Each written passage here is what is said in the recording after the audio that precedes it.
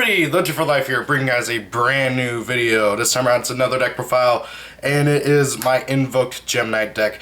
This deck, I came up with a board at work, and I gotta say, it is amazing. Like, it is so much more than I thought it would be.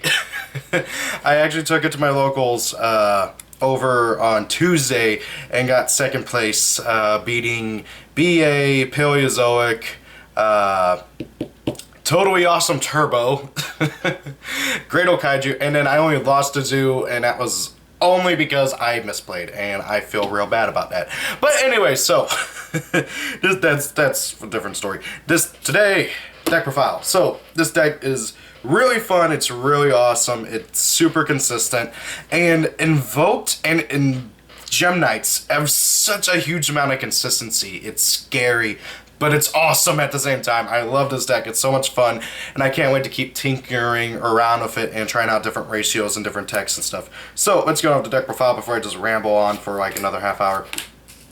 First and foremost, triple Sardonyx. If you happen to have Garnet, play Garnet instead. I refuse to pay $7 for a normal monster who's level 4 and 1900 when I can just play this guy who's 50 cents, has the exact same level, has the exact same typing, and nearly the exact same attack and defense as Garnet. Okay, the only thing is that not playing Garnet locks me out of going into making Ruby, so I don't play Ruby. I think that's the fusion that specifies Garnet, but either way. Gem Knight Sardonyx, he's basically a budget Garnet, and he's really good. He's a Gemini. He actually has a really good Gemini effect, but you never Gemini summon him. I think I've done that a total of one time, and that was with regular Dale Gem Knights. Next up, triple Gem Armadillo. He's basically a Stratos, so you normal summon him, add a Gem Knight from your deck to your hand. Really, really good. Not much else to say about that. He has really good stats, and his typing is really good for the deck too. Triple Obsidian. Obsidian is stupid good. If he's sent from the hand to the graveyard by a card effect, he can special summon any level 4 or lower normal monster. So he just is a combo extender and everything. Really, really awesome. Next up, triple Aliester, the Invoker. Kind of sort of self-explanatory. This is an Invoked variant, so we need triple Aliester. Triple Lazuli. Lazuli is basically Obsidian, but triggers if she is sent from anywhere to the grave, and adds the monster to hand instead of special summoning it. Technically, she's, like, most people would consider her worse than Obsidian, but I consider her better because you can send her from the deck to the graveyard and she will get her effect, which means that you can send her off of Lapis Lazuli's effect, you can send her off Brilliant Fusion, you will get the effect no matter what. And it's really, really good and incredibly useful, and like Obsidian is a combo extender. Double Tourmaline. Honestly, considering cutting him down to 1, but honestly, at 2, I like him so far. The only reason why I'm thinking about cutting him down to 1 is so that I can try and fit in more stuff. Same thing with the next one, 2 Lapis. Kind of sort of the same thing. I like 2, but I kind of want to try it at 1 just to see what else I can fit in here. 2 Maxi, self-explanatory for rogue decks. 1 Sapphire. Debating on this. Honestly, if you want to go with like this exact build, and you have a Garnet, swap out Sapphire with Garnet. Same thing. It's literally the only difference is that Garnet technically has a better typing. I don't like how Sapphire is an Aqua, but this thing does come up every now and then. Good old Crystal Rose. I'm honestly really wanting to bump this up to 2 after how much this card just won so many games for me. Okay, so if it's on the field, you can send a Gem Knight or Melodious monster from your deck to the graveyard, and it becomes that monster's name. And then if it's in your graveyard, you can banish a fusion monster in your grave, special summon it. Really, really good card. Honestly, this card, along with just how much I banish the Invoked monsters, kind of makes me want to play the Invoked Trap card, but I've never even seen the Invoked Trap card in person. I'm not joking about that. Anyways, this card is really good. It's how you make Seraphonite. Really, honestly, that's what it's mainly in here for. Add a reusable fusion fodder. Triple Brilliant Fusion. This card is stupid good for this deck. You generally go for Seraphonite, or for Gem Knight, Lady, Brilliant, Diamond, the 3400 who can special summon any Gem Knight by tributing a Gem Knight. Really, really good fusion spell. I don't have to really explain it too much. Everybody knows how good this card is. Triple Gem Knight fusion, you know, a polymerization for Gem Knights that can be reused over and over and over and over again. It's a stupid card. The fact that this card is not once per turn. That's like one of the big, what's the word I'm looking for? Benefits to playing this deck is that you not only have one fusion spell that you can reuse multiple times, but you have two. This and Invocation, obviously. Next up, triple absorb fusion. You activate it, add any Gem Knight card from your deck to your hand. You generate search Gem Knight fusion off of this, and then if you want to, you can fusion summon a Gem Knight fusion monster by banishing monsters you control or in your hand. Either way, you are locked into only Gem Knights that turn. I don't recommend ever using that second effect unless like you absolutely have to, because you don't want to banish your Gem Knights like ever, unless you're banishing them for Gem Knight Fusion's graveyard effect. Triple Magical Meltdown, kind of self-explanatory. You activate it, search out Aliester, and then while it's out on the field, your opponent basically can't respond to your fusion summons. Well, they can, in the sense that they can activate D-Barrier, but that's like the only thing they can do in response to your fusion summons. So it's really, really good for this deck and protects your Gem Knight fusions and your Invoked fusions. It's such a good card. It's stupid. Then we got the two Invocations. Do I even have to explain why you play two? This card is stupid good. You don't need three. You could play three if you want to. Likewise, you can get away with playing one, but two is like most optimal. This card is really, really good. You fusion summon from your hand, or you can use monsters in the graveyard for a fusion summon for an invoked monster. Stupid good card. I love it. Two, the Book of the Law. This card is really, really good, but my biggest issue with it is you can't search it. I feel like Aliester should be able to search this card, but no, he can't. He can only search Invocation, but I don't know. Maybe that'd be too stupid if he could search either. Either way, this card is really good. You tribute off an Invoked Fusion monster you control, spell summon another one from your deck with a different attribute. Really good card. And oh yeah, that spell summon counts as a fusion summon. I should mention that, probably. Really, really good card. You mainly just use it to dodge Trident, honestly. Two Twin Twister. This deck, the bane of this deck is back row. It really is. So I'm honestly thinking about bumping up Twin Twister to 3 in the main deck. I don't know. I'm debating on it. But still, two Twin Twister, really good. You can discard pretty much any of your Gem Knights. It won't really matter too much unless like depending on your hand. And hey, if you have extra Gem Knight fusions, or heck, even if you just have one, you can discard it, pop 2 back row, use Gem Knight fusions effect, banish the Gem Knight, add it back to hand. Pretty self-explanatory. 2 Terraforming, search out Magical Meltdown. I know some people play 3. I think 2's fine. I see it enough. Same thing with Magical Meltdown. There was one time where I opened like triple Magical Meltdown. That was so bad. I don't know how I do that. And then there was another time I opened triple Gem Knight Fusion. That never happens. I hope that never happens to you. That's like drawing triple Malicious. Oh god. And then one Dark Hole. I'm honestly thinking about bumping it up to 2. And maybe throwing in a Regeki in here because this deck is very much an OTK deck. And this just really helps out. But the issue is that everybody's playing my body as a shield, so I don't know. Like, should I bump it up to 2 and throw in Regeki? I'm debating. I want to hear your guys' recommendations. Now, then that's it for the main deck. I don't play any traps. There is no need for traps in this build, at least. I know in my standard Gem Knight builds, I play triple Reckless Greed, and that's usually like it for traps. But in this build, I'm not playing any. I do want to test out the Invoked trap card. That's like a... Crap, I forgot what it's called. Dimension Fusion or whatever. I can't remember. It's basically spell summon all the Gem... Not all the Gem Knight. All the banished Invokes.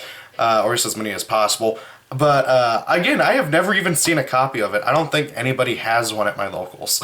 I don't even know how much it is. I'm kind of scared to search. So, now then for the extra deck, I play one Exceeds monster, and that's the Gusto Emerald. I mainly use as effective recycle my fusions that are in the graveyard, and that's about it for him. Oh yeah, if you want to be cheeky, you can bring back a normal monster from your graveyard for more fusion plays. I've not had a reason to do that though. 2 Zirconia. I kind of want to bump him up to 3, but extra deck in this deck is super, super tight, so I'm debating on it. There was only like one time where I actually needed a 3rd, but for the most part, you only really need 2. I still kind of want to try out 3 eventually at one point or another. 2, oh god, Megalonica. I think that's how you pronounce it. Invoked Megalonica. This guy is stupid good in this deck. Yeah, sure, he has no effect, but he's a 3k beater. You can use your own Gem Knights in your graveyard because they're all Earth. Or you can use your opponents like Zodiacs or Fluffles or whatever. I don't know about your guys' locals, but Zodiacs and Fluffles are kind of popular. And so are Frog decks of Paleozoics. They're like on the rise too. It's kind of annoying. So many stun decks. One Invoked Caliga. This guy's pretty good. I'm thinking about swapping him for the Water Fusion. I don't play the Water one currently, but after playing at my locals and running into 2 Toad decks and then running into Kaijus, which I'll play Gamma Shield, I kind of want to play the Water one because there's a bunch of times where I could play him or resummon him, but I couldn't, and well, that was my only option to go into at that time, which really sucks. I mean, the Water one's okay, but if he actually used his defense as his attack points like the super heavy samurais, he'd be a lot better, but nope. Now, Caliga, though, is really good because he needs Aliester and a Dark, Megalonica needs Aliester and an Earth. Caliga, he's pretty good. Okay, so both players are locked into 1 monster effect per turn. That's kind of annoying for this deck. You generally want to make him last or main phase 2 or something. And then both players can only attack with 1 monster. So he's a stupid stun card, basically. And really, honestly, you only summon him if like you're going first and you got nothing else better to go into. And really, honestly, he is the best turn 1 play for this deck, because this deck can't really make too many, like, this deck can't make an unbreakable board. I mean, like, the only other better turn 1 plays would be, like, Raijin, which I can't make inherently in this deck without going into Daigusto Emerald first, which would be stupid. And then, well, Raijin, he's really good. He just is a Pokemon during your first turn. And then, of course, there's good old Makaba. He's another good first turn play for this deck because, well, all you need is freaking Crystal Rose or Seraphonite, and there you go. And generally speaking, I use Seraphonite after I get the double normal summon to go into Makaba, because I don't want to use Crystal Rose, because Crystal Rose is a reusable resource. But if I need to, I will use Crystal Rose to go into Makaba. Kind of want to play 2 Makaba, but I don't have 2 at the moment. I'm debating on if I even do want to play 2, because I only went into him like once during the entire tournament, and I don't know how much often that's actually going to come up.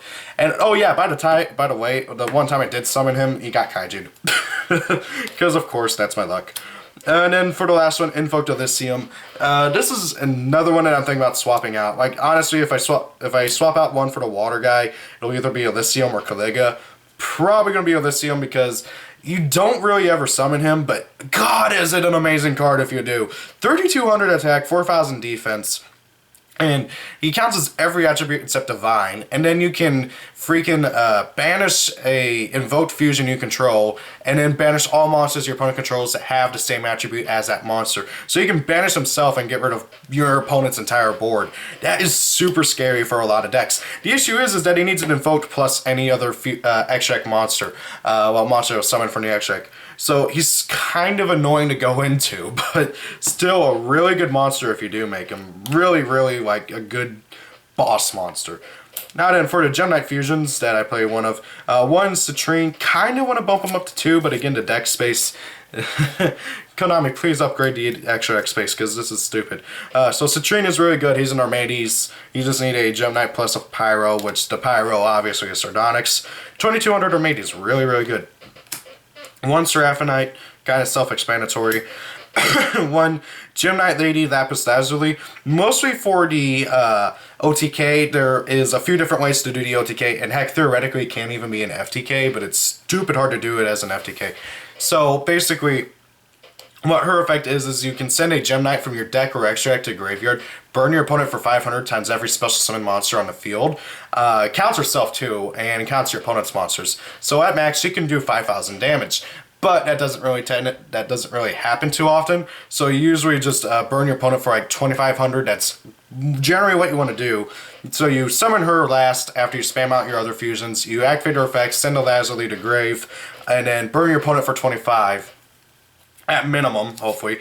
And then you use Lazuli's effect, add back a Gem Knight from your grave to your hand, add back Fusion, and then you go, and then, well, you use Lapis Lazuli plus any 2 other Gem Knights, preferably in your hand, to go into Gem Knight Master Diamond. Use Master Diamond's effect to banish Lady Lapis effect, and then do it again. You burn your opponent for another 2,500, and then if that doesn't kill them, you attack for game. So that's like the OTK that I was talking about. Really, really good OTK.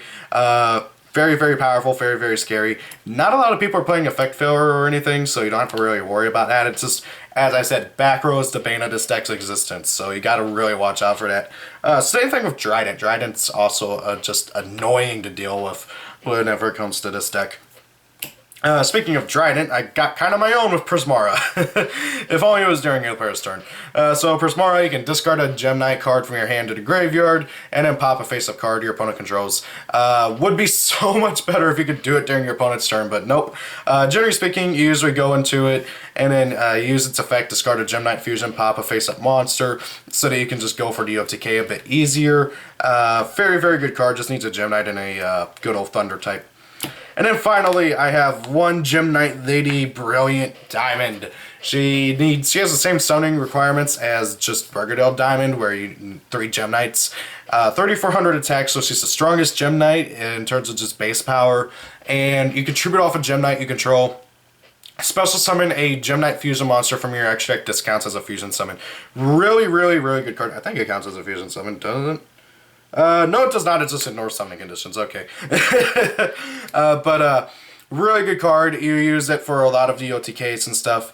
An amazing, amazing fusion. I preferably want to play 2, but I gotta go with 1 because of the extra deck space.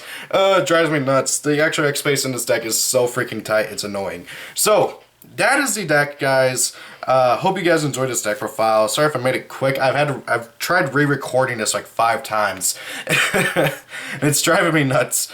I'm not recording the side deck. Side deck is all down to you guys and what your locals and regionals is like. Tell me what you guys think about this deck. I love this deck a lot. It's been a lot of fun. Impressed a lot of people at my locals. I am going to be tinkering around with the build and the ratios and everything to try out some new things. It's currently at 41 cards. I could probably drop a Book of the Law. I don't know. I got a few ideas for what I can do to like make it better.